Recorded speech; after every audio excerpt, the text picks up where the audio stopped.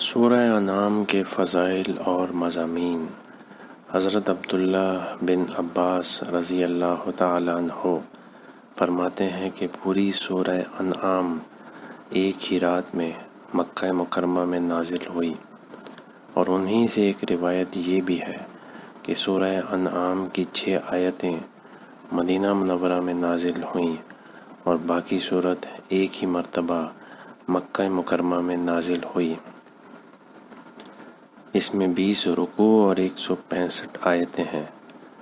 عربی میں مویشیوں کو انعام کہتے ہیں، اور اس صورت کا نام انعام اس مناسبت سے رکھا گیا کہ صورت کی آیت نمبر 136 اور 138 میں ان مشرکین کا رد کیا گیا ہے جو اپنے مویشیوں میں بتوں کو حصے دار ٹھہراتے تھے اور خود ہی چند جانوروں کو اپنے لیے حلال اور چند جانوروں کو اپنے اوپر حرام سمجھنے لگے تھے۔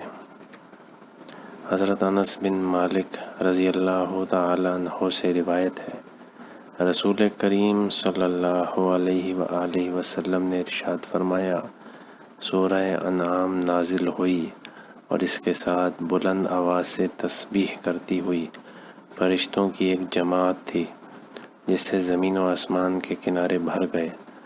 زمین ان فرشتوں کی وجہ سے ہلنے لگی، اور رسول اللہ صلی اللہ علیہ وآلہ وسلم نے 3 مرتبہ سبحان ربی العظیم کہا۔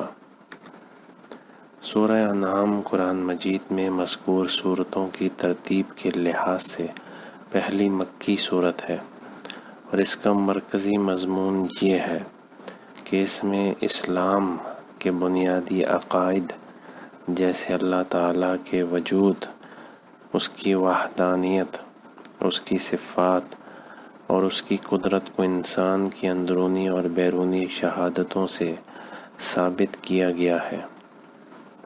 وحی اور رسالت کے ثبوت اور مشرکین کے شبہات کے رد پر عقلی اور حسی دلائل پیش کیے گئے ہیں۔ مرنے کے بعد دوبارہ زندہ کیے جانے، قیامت کے دن اعمال کا حساب ہونے اور اعمال کی جزا ملنے کو دلائل سے ثابت کیا گیا ہے۔ اس کے علاوہ اس صورت میں یہ مضامین بیان کیے گئے ہیں: زمین میں گھوم پھر کر سابقہ لوگوں کی اجڑی بستیاں، ویران گھر اور ان پر کیے ہوئے اللہ تعالیٰ کے عذاب کے آثار دیکھ کر ان کے انجام سے عبرت حاصل کرنے کی ترغیب دی گئی ہے۔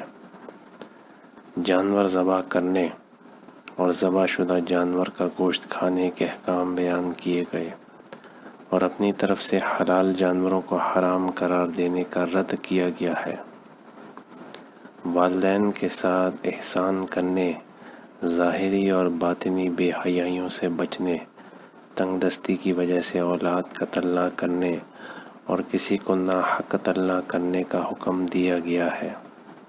حضرت ابراہیم علیہ السلام اور ان کی قوم کا واقعہ بیان کیا گیا، اور آخر میں قرآن اور دین اسلام کی فضیلت بیان کی گئی ہے۔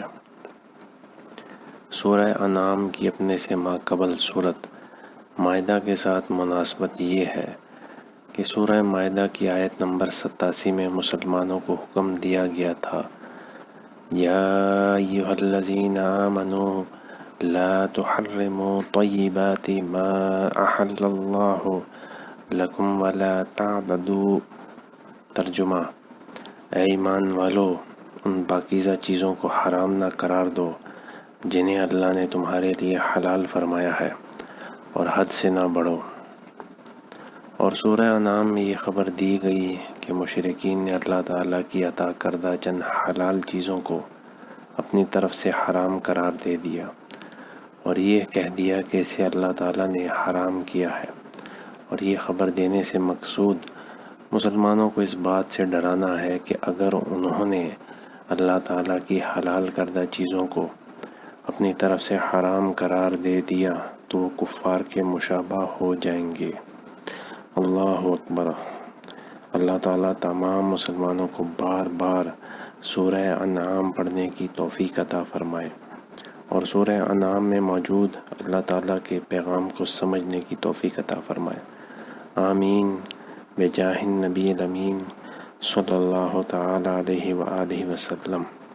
صلو علی الحبیب صلی اللہ تعالی علی محمد۔